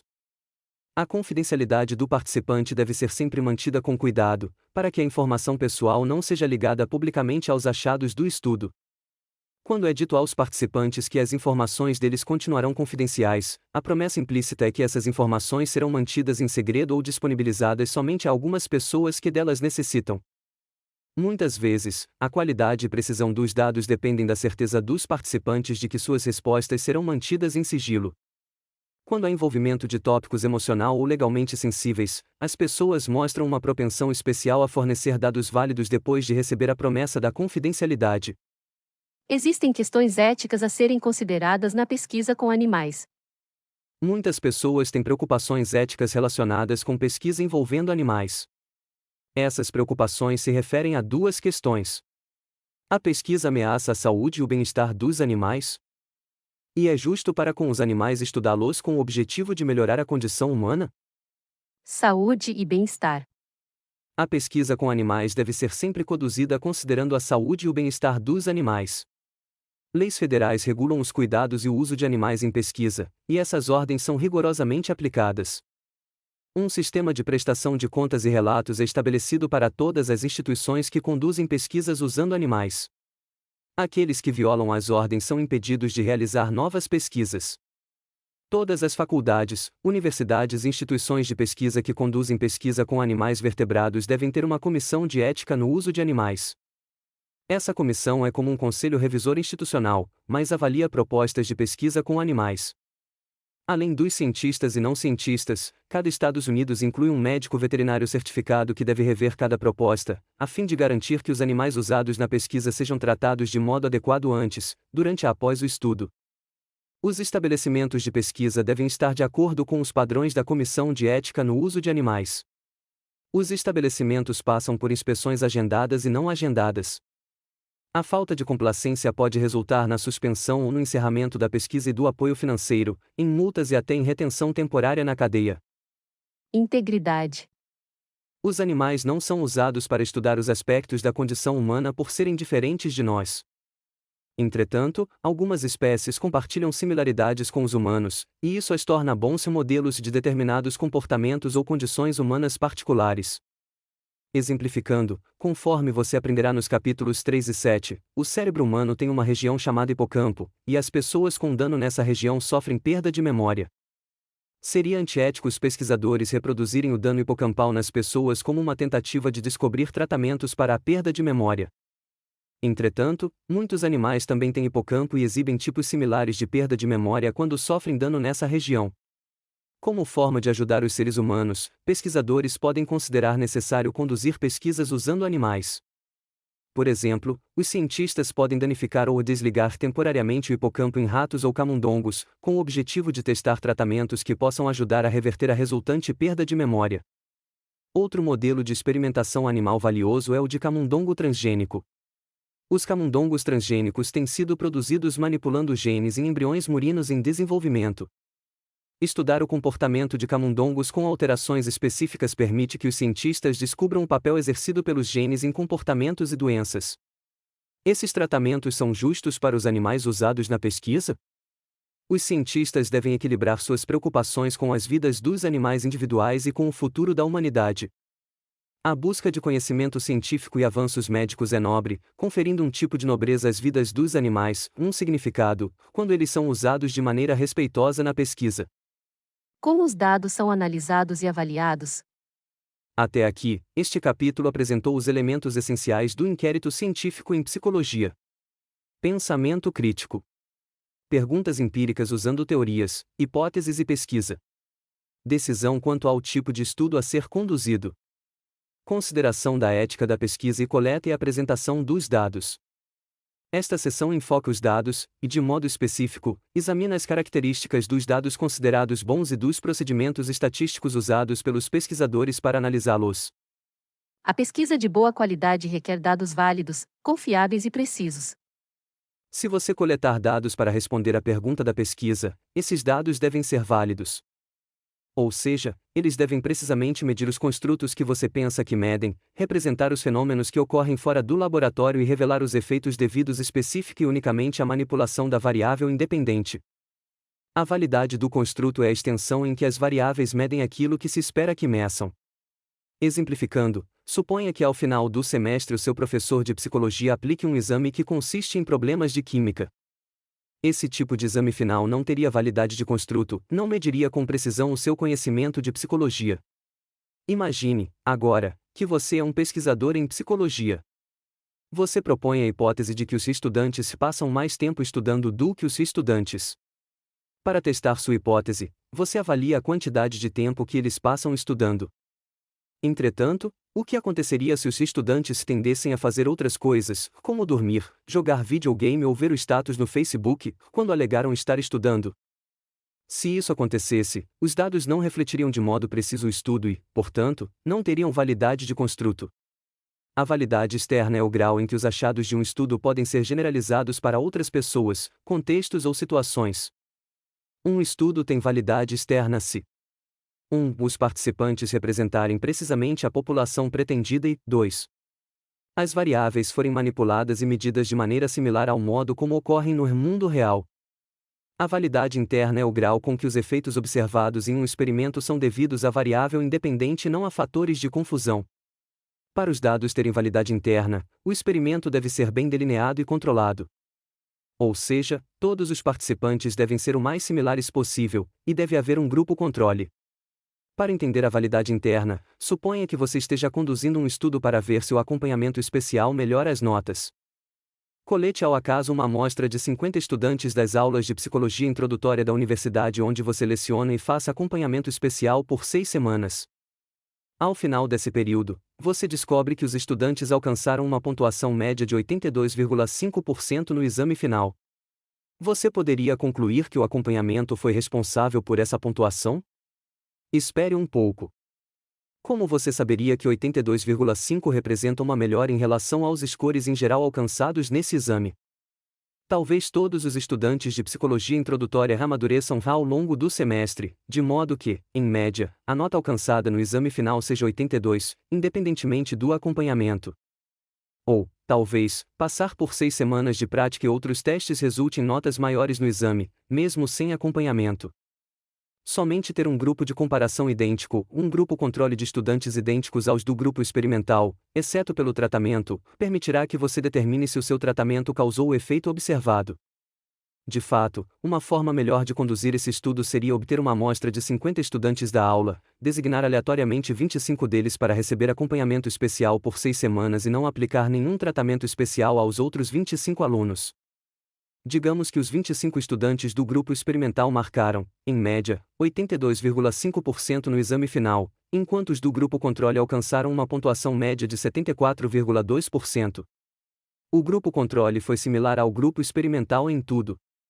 Como resultado, você está razoavelmente seguro para concluir que o acompanhamento, e nada mais, levou às notas mais altas. Portanto, ter um grupo controle verdadeiro pode garantir que um estudo mantenha a validade interna. Outro aspecto importante dos dados é a confiabilidade, isto é, a estabilidade e consistência de uma medida ao longo do tempo. Se a medida é confiável, os dados coletados não apresentarão variação substancial com o passar do tempo. Exemplificando, uma opção para medir a duração do estudo seria ter um observador usando um cronômetro. É provável que exista alguma variabilidade, contudo, no momento em que o observador inicia e para a cronometragem em relação ao momento em que o estudante de fato começa a estudar. Como consequência, os dados coletados nesse cenário seriam menos confiáveis do que os dados coletados por um sistema online de lição de casa que medisse o tempo que os estudantes passam trabalhando nas atribuições. A terceira e última característica dos dados de boa qualidade é a precisão, ou grau em que uma medida está livre de erro. Uma medida pode ser confiável e, ainda assim, imprecisa. Os psicólogos refletem sobre esse problema se perguntando como possíveis erros influenciam uma medida. Suponha que você use um cronômetro para medir a duração do estudo. O problema com esse método é que cada medida tenderá a superestimar ou subestimar a duração. Esse tipo de problema é conhecido como erro aleatório ou erro não sistemático. Embora um erro seja introduzido em cada medida, o valor dele difere a cada vez. Suponha, porém, que o cronômetro tenha uma falha, de modo a sempre exagerar o tempo medido em 1 minuto. Esse tipo de problema é conhecido como erro sistemático ou tendenciosidade, porque a quantidade de erro introduzida em cada medida é constante. Em geral, o erro sistemático é mais problemático do que o aleatório, porque este último tende à média com o passar do tempo e, portanto, é menos provável que produza resultados imprecisos. A estatística descritiva fornece um resumo dos dados. O primeiro passo na avaliação de dados é inspecionar os valores brutos. Esse termo reflete os dados que se aproximam ao máximo da forma em que foram coletados. Ao examinar dados brutos, os cientistas procuram erros no registro de dados. Exemplificando, os pesquisadores avaliam se alguma resposta parece improvável.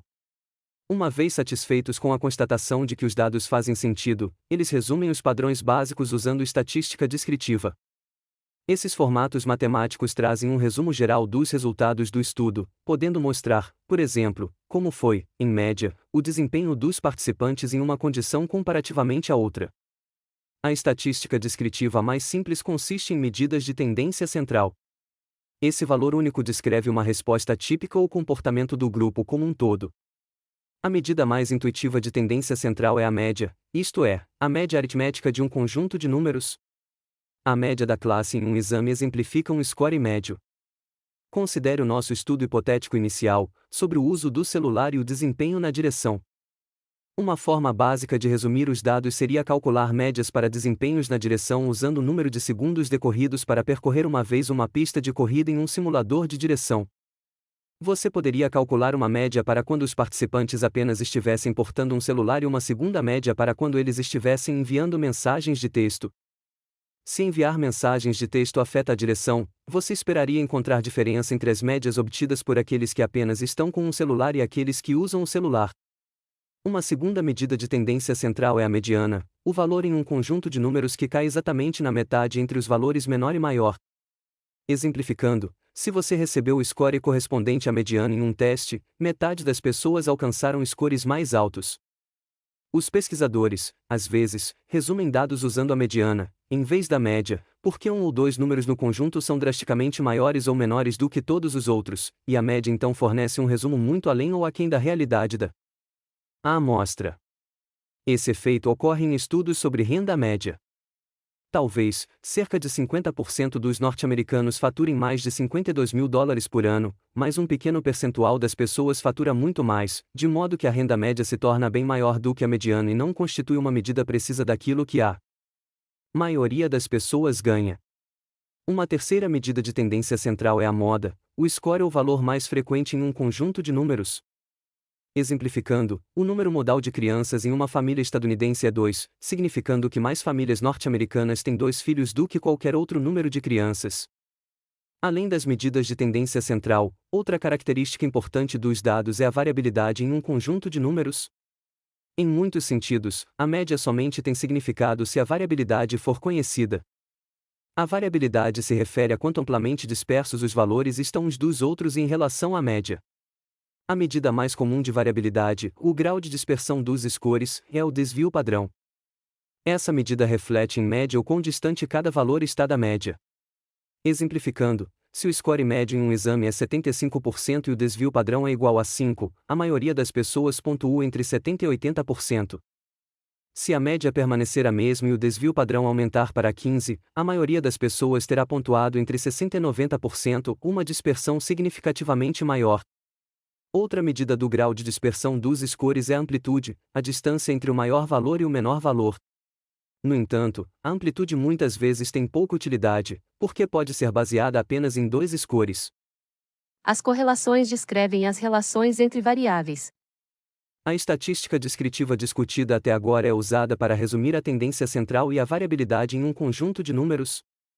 A estatística descritiva também pode ser usada para resumir como 2 variáveis estão relacionadas entre si. O primeiro passo no exame da relação entre 2 variáveis é criar gráficos de dispersão. Esse tipo de gráfico fornece uma representação conveniente dos dados. Ao analisar a relação entre 2 variáveis, os pesquisadores podem calcular um coeficiente de correlação. Essa estatística descritiva fornece um valor numérico que indica a força da relação entre as 2 variáveis. Alguns gráficos de dispersão de amostra e seus coeficientes de correlação correspondentes podem ser vistos na figura 2.34. Aqui, estamos considerando apenas um tipo de relação. Uma relação linear. Em uma relação desse tipo, um aumento ou uma diminuição em uma variável está associado a aumento ou diminuição na outra variável. Quando uma relação linear é forte, saber como as pessoas medem uma variável permite que você anteveja como as outras variáveis serão medidas. Os 2 tipos de relação linear, como discutido na seção 2.2, são correlações positivas e negativas. Quando as 2 variáveis têm uma correlação positiva, aumentam ou diminuem juntas. Exemplificando, quanto mais as pessoas estudam, maior é a probabilidade que tenham um desempenho acadêmico mais alto. Uma correlação positiva perfeita é indicada por um valor de +1. Se as duas variáveis tiverem uma correlação negativa, conforme o valor de uma aumentar, a outra terá seu valor diminuído. Por exemplo, à medida que as pessoas passam mais tempo realizando múltiplas tarefas, vão se tornando menos capazes de estudar para os exames, por isso multitarefas e desempenho acadêmico têm correlação negativa. Uma correlação negativa perfeita é indicada por um valor de -1. Se não há uma relação evidente entre duas variáveis, o valor da correlação será um número próximo a zero. A estatística inferencial permite generalizações. Os pesquisadores usam a estatística descritiva para resumir conjuntos de dados e usam a estatística inferencial para determinar se os efeitos de fato existem na população a partir da qual as amostras foram obtidas. Suponha, por exemplo, que você tenha constatado que o desempenho médio dos motoristas que usam celular na direção de veículos é inferior ao desempenho médio dos condutores que não usam o aparelho. O quão diferentes essas médias devem ser para que você conclua que usar o celular diminui a habilidade de condução das pessoas? Uma revisão de 206 estudos descobriu que as habilidades necessárias para dirigir um carro podem ser prejudicadas quando as pessoas realizam uma segunda tarefa. Contudo, finja por um instante que o uso do celular não influencia o desempenho na direção. Se você medir os desempenhos ao volante do carro de indivíduos que usam celular e daqueles que não usam, haverá alguma variabilidade ao acaso no desempenho médio dos dois grupos. O ponto-chave é que se o uso do celular não afeta o desempenho na direção, a probabilidade de que seja demonstrada uma ampla diferença entre as duas médias é relativamente pequena. Os pesquisadores usam técnicas estatísticas para determinar se as diferenças entre as médias das amostras são variações ao acaso ou se refletem diferenças reais nas populações. Quando é bastante improvável que os resultados obtidos a partir de um estudo ocorram, quando realmente não há diferenças entre os grupos de indivíduos, os pesquisadores concluem que os resultados são estatisticamente significativos. De acordo com os padrões em geral aceitos, os pesquisadores normalmente concluem que há um efeito significativo somente se os resultados obtidos poderiam ocorrer ao acaso em menos de 5% dos casos. Meta-análise. A meta-análise é um tipo de estudo que, como o nome implica, consiste em múltiplas análises. Em outras palavras, é um estudo de estudos que já foram conduzidos. Com a meta-análise, muitos estudos que abordaram a mesma questão são combinados e resumidos em um estudo de estudos. O estudo que descrevemos e que enfocou 206 estudos exemplifica uma meta-análise. Suponha que tenham sido conduzidos 10 estudos sobre a efetividade de homens e mulheres como líderes. Entre esses trabalhos, 5 não encontraram diferenças, 2 foram favoráveis às mulheres e 3 foram favoráveis aos homens. Os pesquisadores que conduziram a meta-análise não se limitariam apenas a contar os números de achados diferentes oriundos da literatura científica. Em vez disso, atribuiriam um peso maior aos estudos com amostras maiores. Amostras grandes tendem a refletir de modo mais preciso aquilo que é verdadeiro nas populações. Os pesquisadores também considerariam a dimensão de cada efeito, ou seja, levariam em consideração se cada estudo encontrasse uma diferença ampla, uma diferença pequena ou nenhuma diferença entre os grupos comparados, nesse caso, entre mulheres e homens. Como a meta-análise combina os resultados de estudos separados, muitos pesquisadores acreditam que ela fornece evidência mais forte do que os resultados de qualquer estudo isolado. Como já discutido neste mesmo capítulo, podemos ter mais confiança nos resultados quando os achados da pesquisa são replicados. A meta-análise tem o conceito de replicação incorporado em si. Sua revisão do capítulo. Como o método científico é usado na pesquisa psicológica? A ciência tem 4 metas primárias. As 4 metas científicas primárias são a descrição, a predição, o controle e a explicação. O pensamento crítico implica questionamento e avaliação de informação. O pensamento crítico é uma habilidade que ajuda as pessoas a se tornarem consumidoras esclarecidas de informação. Os pensadores críticos questionam alegações, buscam definições para partes das alegações e avaliam as alegações, procurando evidências bem fundamentadas. O método científico auxilia o pensamento crítico. O inquérito científico conta com métodos objetivos e evidência empírica para responder a perguntas testáveis. O método científico é baseado no uso de teorias para gerar hipóteses que podem ser testadas por meio da coleta de dados objetivos ao longo da pesquisa. Uma vez formulada uma teoria baseada na observação de um fenômeno, Os 6 passos do método científico são a formação de hipótese baseada na teoria, a revisão da literatura científica para ver como as pessoas testam a teoria, a escolha de um método de pesquisa para testar a hipótese, a condução do estudo científico, a análise dos dados e a disseminação dos resultados. Achados inesperados podem ser valiosos. Às vezes, ocorrem descobertas inesperadas que somente beneficiarão pesquisadores que estejam preparados para reconhecer a sua importância. Embora os achados inesperados possam sugerir teorias novas, esses achados devem ser replicados e elaborados. Quais tipos de estudos são usados em pesquisa psicológica? A pesquisa descritiva consiste em estudos de caso, observação e métodos de autorrelato. Os pesquisadores observam e descrevem comportamentos que ocorrem naturalmente, com o intuito de fornecer uma análise sistemática e objetiva. Um estudo de caso, um tipo de estudo descritivo, examina um indivíduo ou uma organização. Entretanto, os achados de um estudo de caso talvez não sejam generalizados. Os dados coletados por observação devem ser definidos de forma clara e coletados sistematicamente. É possível que os dados apresentem tendenciosidades, devido aos participantes saberem que estão sendo observados ou por causa das expectativas do observador. Levantamentos, questionários e entrevistas podem ser usados para fazer perguntas diretas às pessoas sobre seus pensamentos e comportamentos. Os dados de autorrelato podem apresentar tendenciosidade devida ao desejo dos respondedores de se mostrarem de determinado modo. Os estudos correlacionais descrevem e predizem as variáveis relacionadas. Os estudos correlacionais são usados para examinar como as variáveis estão naturalmente relacionadas no mundo real. Esses estudos não podem ser usados para estabelecer causalidade nem a direção de uma relação. O método experimental controla e explica. Os experimentos podem demonstrar a relação causal entre as variáveis. Os experimentadores manipulam uma variável, a variável independente, para determinar seu efeito sobre a outra, a variável dependente. Os participantes da pesquisa são divididos em grupos experimentais e grupos controle. Os grupos experimentais experimentam a variável independente, enquanto os grupos controle são usados para comparação. Na avaliação dos dados, os pesquisadores devem procurar fatores de confusão, elementos, além das variáveis, que podem ter afetado os resultados. Os participantes devem ser selecionados com cautela e designados aleatoriamente a cada condição. Os pesquisadores fazem a amostragem da população que desejam estudar. A amostragem aleatória é usada quando todos os indivíduos da população são igualmente propensos a participar do estudo, uma condição raramente observada. Para estabelecer a causalidade entre uma intervenção e um resultado, a designação aleatória deve ser usada. Quando uma designação aleatória é usada, todos os participantes têm a mesma chance de serem designados a qualquer nível da variável independente, e as diferenças preexistentes entre os grupos estão controladas.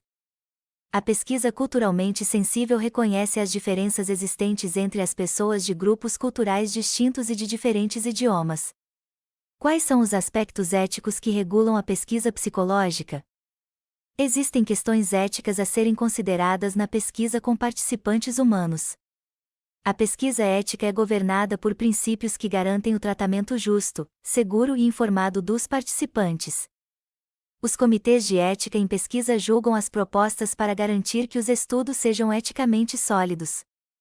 Existem questões éticas a serem consideradas na pesquisa com animais. A pesquisa envolvendo animais não humanos fornece modelos úteis, ainda que simples, de comportamento e genética. O propósito dessas pesquisas pode ser aprender sobre o comportamento dos animais ou fazer inferências sobre o comportamento humano. A Comissão de Ética no Uso de Animais julga as propostas de estudo para garantir que os animais sejam tratados de modo adequado.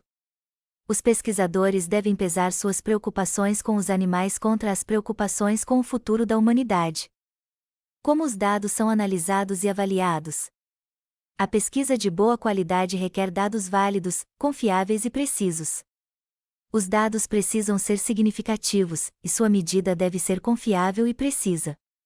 A estatística descritiva fornece um resumo dos dados. Medidas de tendência central e variabilidade são usadas para descrever dados. As correlações descrevem as relações entre variáveis. Um coeficiente de correlação é uma estatística descritiva da força e da direção da relação existente entre duas variáveis. Correlações próximas de mais um ou menos um significam relações fortes. A estatística inferencial permite generalizações. A estatística inferencial permite decidir se as diferenças existentes entre dois ou mais grupos são provavelmente apenas variações ao acaso ou se refletem diferenças reais nas populações comparadas. A meta-análise combina os resultados de vários estudos para chegar a uma conclusão.